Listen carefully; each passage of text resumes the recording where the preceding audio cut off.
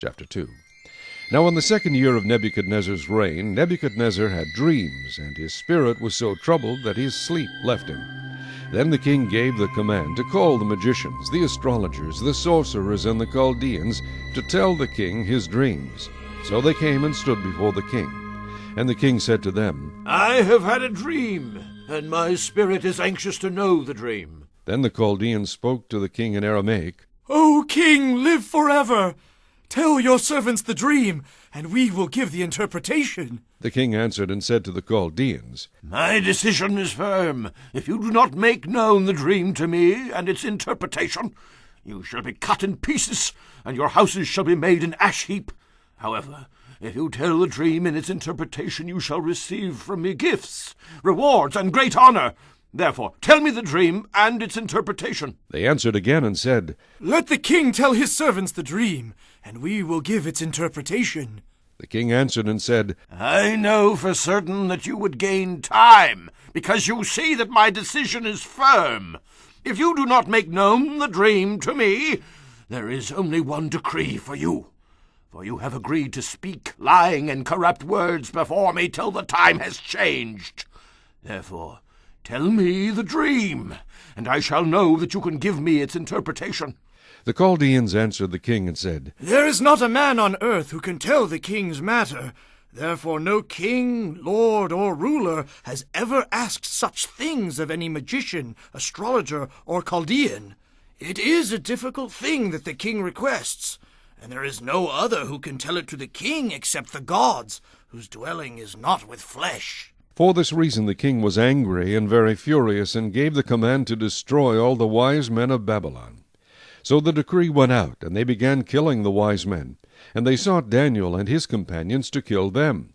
Then with counsel and wisdom Daniel answered Arioch, the captain of the king's guard, who had gone out to kill the wise men of Babylon. He answered and said to Arioch the king's captain, Why is the decree from the king so urgent? Then Arioch made the decision known to Daniel. So Daniel went in and asked the king to give him time, that he might tell the king the interpretation.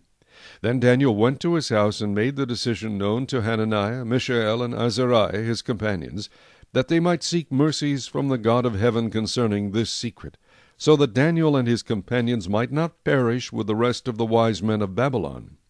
Then the secret was revealed to Daniel in a night vision. So Daniel blessed the God of heaven. Daniel answered and said, Blessed be the name of God, forever and ever, for wisdom and might are his. And he changes the times and the seasons.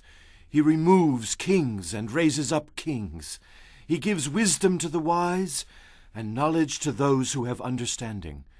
He reveals deep and secret things. He knows what is in the darkness, and light dwells with him. I thank you and praise you, O God of my fathers. You have given me wisdom and might, and have now made known to me what we asked of you. For you have made known to us the king's demand. Therefore Daniel went to Arioch, whom the king had appointed to destroy the wise men of Babylon. He went and said thus to him, Do not destroy the wise men of Babylon. Take me before the king, and I will tell the king the interpretation. Then Arioch quickly brought Daniel before the king and said thus to him, I have found a man of the captives of Judah, who will make known to the king the interpretation. The king answered and said to Daniel, whose name was Belteshazzar, Are you able to make known to me the dream which I have seen and its interpretation? Daniel answered in the presence of the king and said, The secret which the king has demanded, the wise men, the astrologers, the magicians, and the soothsayers cannot declare to the king. But there is a God in heaven who reveals secrets, and he has made known to King Nebuchadnezzar what will be in the latter days.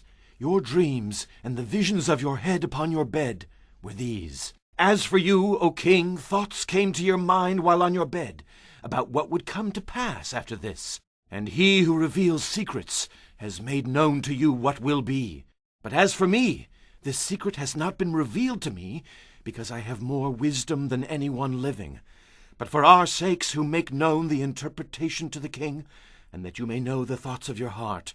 You, O king, were watching, and behold a great image. This great image, whose splendor was excellent, stood before you, and its form was awesome. This image's head was of fine gold, its chest and arms of silver, its belly and thighs of bronze, its legs of iron, its feet partly of iron and partly of clay. You watched while a stone was cut out without hands, which struck the image on its feet of iron and clay, and broke them in pieces.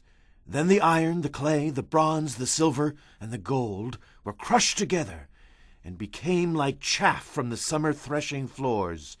The wind carried them away, so that no trace of them was found, and the stone that struck the image became a great mountain, and filled the whole earth. This is the dream. Now we will tell the interpretation of it before the king. You, O king, are a king of kings, for the God of heaven has given you a kingdom, power, strength, and glory.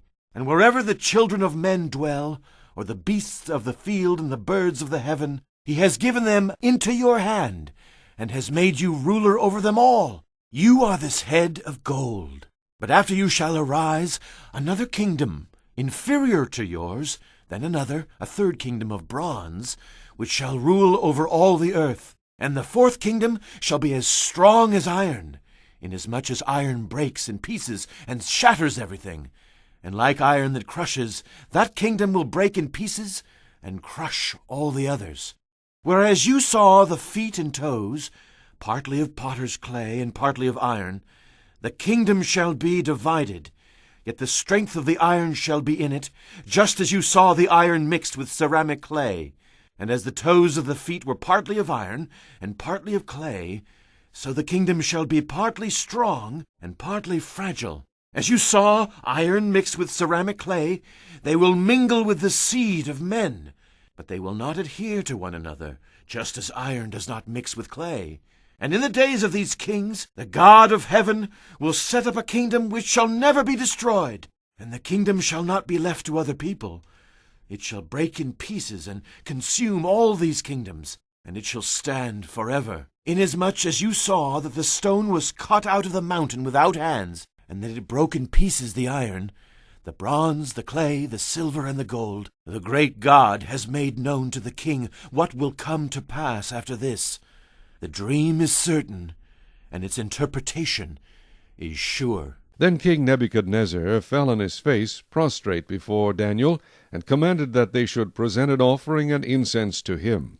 The king answered Daniel and said, Truly your God is the God of gods, the Lord of kings, and a revealer of secrets, since you could reveal this secret. Then the king promoted Daniel and gave him many great gifts. And he made him ruler over the whole province of Babylon, and chief administrator over all the wise men of Babylon. Also Daniel petitioned the king, and he set Shadrach, Meshach, and Abednego over the affairs of the province of Babylon, but Daniel sat in the gate of the king.